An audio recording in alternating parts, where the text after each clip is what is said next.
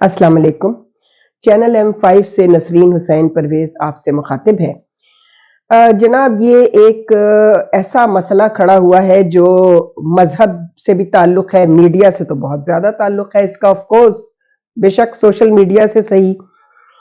और दूसरे, ये सोशल मीडिया को इतना ज्यादा फॉलो करने वाले वो जाहिल और वो अनपढ़ और वो मजहब को ना समझने वाले लोग किस हद तक इसमें जिम्मेदार हैं। चूंकि मुझे इतने फोन आए हैं, इतने मेरे जानने वालों के, मेरे सोशल सर्कल के, मेरे रिलेटिव्स के, बेतहाशा लोगों के, और कुछ जो मेरे मेरे सब्सक्राइबर्स हैं उनमें से बेतहाशा लोग थे, और उन्होंने कहा कि हम कमेंट में कुछ कहेंगे तो फायदा कुछ नहीं, चूंकि कमेंट्स में तो इन हजरात को इतनी गालियां पड़ रही हैं और इतनी बददुआएं पड़ रही हैं। मैंने कहा क्या मसला क्या है। खोल के देखा तो एक उवैस नसीर कोई प्रोपेगेंडा एजेंट है, बाहर बैठा हुआ है। ये सब बैठे हुए, ये सारे फनकार बाहर बैठे हुए मुल्क से। और वो कोई कासिम है जो खुद को नाउजुबिल्ला नाउजुबिल्ला नाउजुबिल्ला इबलीस जो है, उस इबलीस ने अपने आप को इमाम मेहदी, और वो खुद से कुछ नहीं बोल रहा। उसका चमचा जो है, जो उवैस नसीर है, वो उसका प्रोपेगेंडा एजेंट लगाया है बाहर। अब ये नील मोहन साहब है, पहले भी हमने बताया था कि ये एक पूरा नेटवर्क है। अब अगर हम ये कहें कि जी ये तो हिंदू और यहूदी मिलके कर रहे हैं फलाना, इसका कोई फायदा है? वो तो करेंगे, because you people made themselves available. इन लोगों को आप दस्तयाब हैं, आप जैसे सामे और नाजिर जो हैं, आप जैसे नाजरीन और आप जैसे सुनने वाले और देखने वाले, इन लोगों को दस्तयाब हो गए हैं। वो यूट्यूब के पैसे वो भी बना रहे हैं, वीलॉगर्स भी बना रहे हैं बाहर बैठ के। ये सारी इब्लीसी कुव्वतें जो हैं, अगर ये पाकिस्तान में हो तो इन पर ब्लास्फेमी एक्ट लगता है। और हमारे जो अकाबरीन हैं, असेंबली के मेंबर्स, अब तो ये बहाना है कि जी अभी असेंबली मौजूद नहीं है, और हमारे वजीर आजम साहब को जो है वो सैर सपाटों से और पेरिस में रुक के सैंडविच और डिनर करने से फुर्सत हो, अंग्रेजी में तकरीर करके ये बताने से फुर्सत हो कि मैं पढ़ा लिखा भी हूं। ये बड़ा अलमिया है इस पूरी कौम का कि जो अंग्रेज है ना, वो भंगी भी होगा वहां का, अंग्रेजी बोलेगा ना, उनकी जबान है, तो उससे वो पढ़ा लिखा तो नहीं हो जाता। यहां मसला ये है कि यहां अंग्रेजी बोलने वाले को पढ़ा लिखा भी समझा जाता है। इससे बड़ी ट्रेजेडी किसी कौम के लिए क्या हो सकती है। तो जनाब, कसूर उन आंखों और उन कानों का है जिन्हें ये सब बकवास जो हो रही है, नाउजुबिल्ला। तो मैं ये बताना चाहती हूं इन दोनों इबलीसों को, उवैस नसीर को भी और उसका जो ऑब्जेक्ट है वो कासिम जो है, इनको गालियां देने से कुछ नहीं बनेगा। ढीठ है, वो खुद ही कह रहे हैं हमें लोग बहुत गालियां दे रहे हैं। वो बताना ये चाहते हैं कि हम इतने ढीठ हैं, हमें कोई फर्क नहीं पड़ता, न गाली से फर्क पड़ता है न बद्दुआ से। और इनको क्या बद्दुआ लगेगी, इनको तो वैसे ही बद्दुआ है। ओ भाई, इनको तो वैसे ही बद्दुआ है। ये किसी की बद्दुआ ही का तो असर है, या मां की बद्दुआ ली है या किसी और की बद्दुआ ली है। किसी का माल खा गए होंगे, किसी का बच्चा अगवा कर लिया होगा, किसी के यहां कत्ल कर दिया होगा, कोई धोखाधड़ी की होगी, तो उनकी बद्दुआएं ही तो ये है कि अल्लाह इनको इस तरह जलील करवा रहा है। नाउजुबिल्ला। यानी सुनने वालों और देखने वालों को क्या हो गया है, ये मालूम है कि ज्यादातर लोग तफरी के लिए देख रहे हैं। तो भाई, तफरी के लिए और चीजें भी देखी जा सकती हैं। इस तरह की चीजों को जब आप देखते हैं, सुनते हैं और उस पर कमेंट करते हैं, चाहे वो गाली की सूरत में हो, चाहे वो बद्दुआ की सूरत में, आप इसको देखते ही क्यों हैं? क्यों देखते हैं आप इसको? तो ये तो एक तूफान खड़ा हो चुका है। अब 20 जनवरी को इनकी अपनी हो सकता है शामत आ रही हो। आज उन्होंने फरमाया है इस्लामाबाद में जनरल आसिम मुनीर को मुखातिब करके कि देखें, 3 झटके तो हमने दे दिए हैं तो इस्लामाबाद में, तो 20 जनवरी से पहले सुधर जाएं आप सारे लोग, हाकिम भी सुधर जाए, आर्मी भी सुधर जाए, जुडिशरी भी सुधर जाए। बात आपकी बिल्कुल सही है, सुधरने की बददुआएं जो बाशऊर और पढ़े लिखे लोग हैं और साहिबाने दुआ हैं और साहिबाने बद्दुआ का तो मैं बात नहीं करूंगी। अभी इस पर हम बहुत बात पहले कर चुके हैं, कोई 2-3 साल पहले, कि बद्दुआ जो है उसका भी मेरिट है और दुआ का भी मेरिट है। نہ دعا اللہ تعالیٰ بغیر میرٹ کے قبول کرتا ہے اور نہ ہی بددعا کو بغیر میرٹ کے قبول کرتا ہے. تو انشاءاللہ وہ بددعائیں جو ان کو پہلے سے ملی ہوئی ہیں انہی کا تو یہ اثر ہے کہ اللہ ان کو ذلیل کروا رہا ہے. اللہ ان کو، ان دونوں لوگوں کو، قاسم کو بھی اور یہ اویس نصیر جو اس کا پروپیگنڈا ایجنٹ ہے، اور یہ دونوں ہائر کیے گئے ہیں باہر. یہ کہنا بھی بڑا آسان ہے یہود و عنود کی سازشیں، فلانے نے ہائر کر لیا، فلانے نے ہائر کر لیا. اور بھائی وہ تو کریں گے نا. When you make your self available on rent, آپ کرائے پہ اویلیبل ہے، آپ کا دماغ، آپ کا ضمیر، آپ کی زبان، ہر چیز اویلیبل ہے کرائے پہ دینے کے لیے، تو کوئی کیوں نہیں لے گا؟ کسی شخص کو آپ کا مکان کرائے پہ چاہیے، جس کو چاہیے اس کو آپ اپنا مکان دیں گے کرائے پر تو وہ لے گا نا. زبردستی تو گھس کے گھر میں آپ کے نہیں بیٹھ سکتا ہے نا. یہ اور بات ہے کہ ایک دفعہ کرائے پہ آپ دے دیں پھر وہ خالی نہ کرے، کرایہ بھی نہ دے، خالی بھی نہ کرے. آپ کو جب اس کی حرکتیں پتہ چلیں اپنے کرایہ دار کی، سینکڑوں مالک مکانوں کے اور کرایہ داروں کے جھگڑے عدالتوں میں موجود ہیں، جا کے دیکھ لیجئے کیا ہو رہا ہے. آ کر بیٹھ گئے سو بیٹھ گئے، تو وہ نوبت نہ آنے دیجئے. خدا کے لیے وہ نوبت نہ آنے دیجئے کہ یہ کرائے پہ اپنا مکان، یعنی مکان سے مراد میری یہاں آپ کا ذہن، آپ کی سماعت اور آپ کی بصارت، یہ آپ جب ایسے لوگوں کو کرائے پر دے دیں گے اور پھر وہ اگر گھس کر بیٹھ گئے اور نہ نکلے، وہ وقت آنے سے پہلے خدا کے لیے اپنے آپ کو ٹھیک کیجیے. کوئی بہتر چیز بھی اس سے تو بہت اچھا ہے کہ آپ کوئی اچھی پاکستانی مووی دیکھ لیا کریں، فلم دیکھ لیا کریں. بڑی اصلاحی فلمیں آیا کرتی تھیں، ہم بچپن میں اشتہار دیکھتے تھے خواتین کے لیے اصلاحی فلمیں، اور اس کا سبجیکٹ اتنا بہترین ہوتا تھا کہ ایک عورت کو جو ہے وہ بیوی کیسا ہونا چاہیے، اس کو سسرال میں کیسے بیہیو کرنا چاہیے، اس کو گھر میں ہے تو والدین کے ساتھ کیا سلوک کرنا چاہیے، اور جب وہ اچھی بیٹی ہوگی، اچھی بہن ہوگی، تو تبھی تو وہ اچھی بیوی اور اچھی ماں بنے گی. تو یہ خواتین کے لیے اصلاحی فلمیں ہوا کرتی تھی پاکستان میں. مجھے بہت اچھی طرح یاد ہے اپنے بچپن میں، اور زیادہ تر فرائیڈے شو ہوتا تھا اور اس کا ٹکٹ بھی کم ہوتا تھا، تو خواتین وہ زیادہ دیکھا کرتی تھی. اور پھر بے تحاشا ایسی فلمیں ہوتی تھی جو سماجی اور اخلاقی اصلاح کے لیے بنائی جاتی تھی. ان کا جو آبجیکٹو ہوتا تھا فلم میکر کا، جو پروڈیوسر ہوتا تھا یا رائٹر ہوتا تھا. سینکڑوں فلمیں پاکستان میں اتنی بہترین فلمیں بنی ہیں اگر آپ 70s سے پہلے چلے جائیں. اور یہ پیریڈ ختم ہوتا ہے زیبا اور محمد علی، ہمارے بڑے اچھے ایکٹرز تھے دونوں میاں بیوی.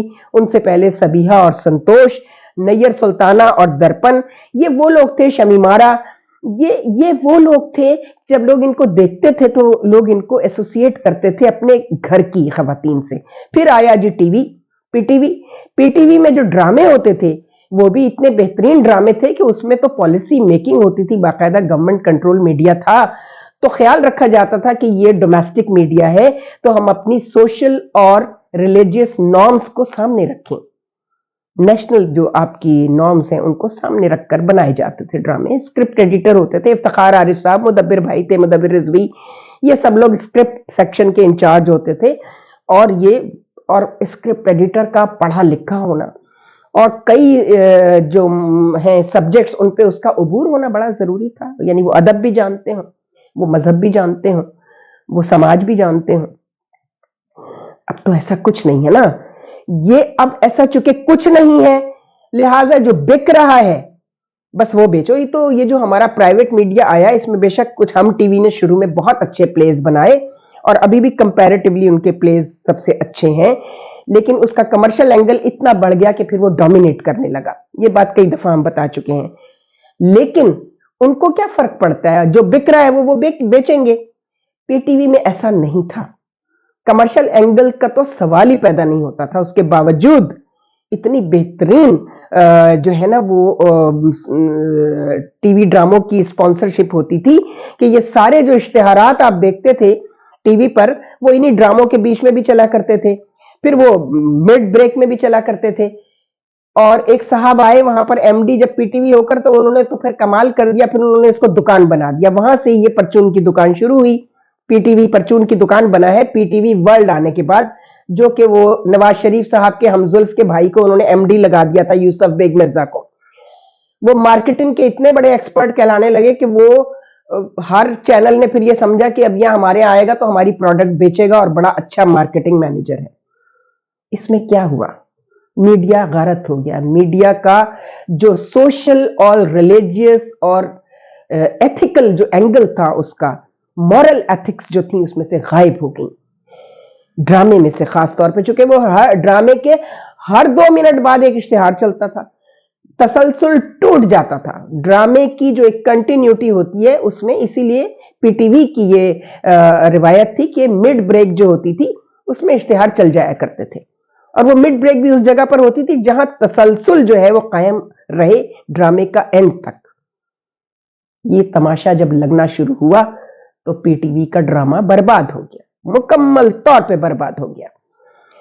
تو فلموں میں یہی ہوتا تھا.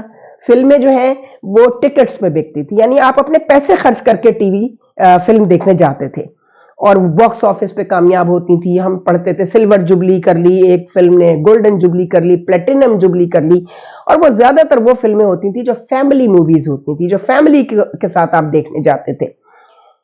تو جناب علی، ایسی بتحاشا موویز ہیں، وہ آپ آن کریں. اب تو بڑا آسان ہے نا، یوٹیوب پہ جائیں، گوگل پہ ہم آپ کو ایک لسٹ فراہم کر دیں گے، چونکہ ہمارے چینل M5 کا ایک سیگمنٹ میڈیا جو ہے اور ریلیجن جو ہے اور جو اس کی ایتھکس ہیں، سوسائٹی اس کا سبجیکٹ ہے، معاشرے کو مخاطب کیا گیا ہے.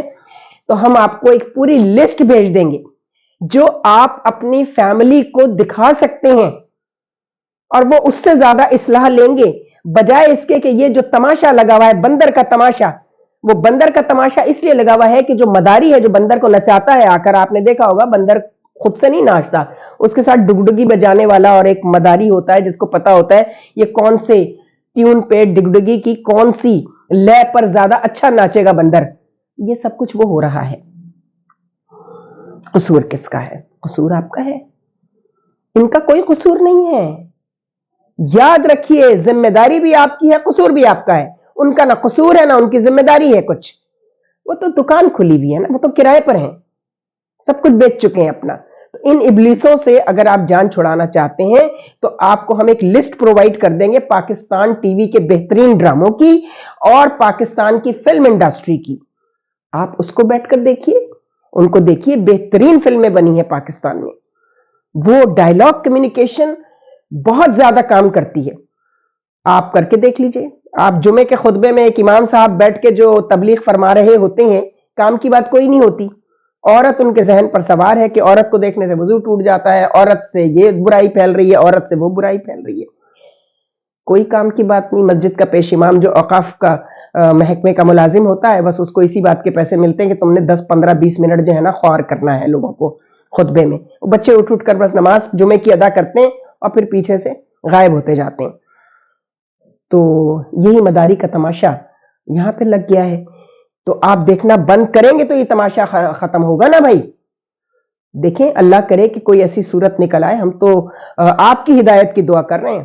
ہرگز ہرگز ہدایت کی دعا نہیں کروں گی، نہ اویس نصیر جیسے ابلیس کی اور نہ ہی وہ قاسم ابلیس کی.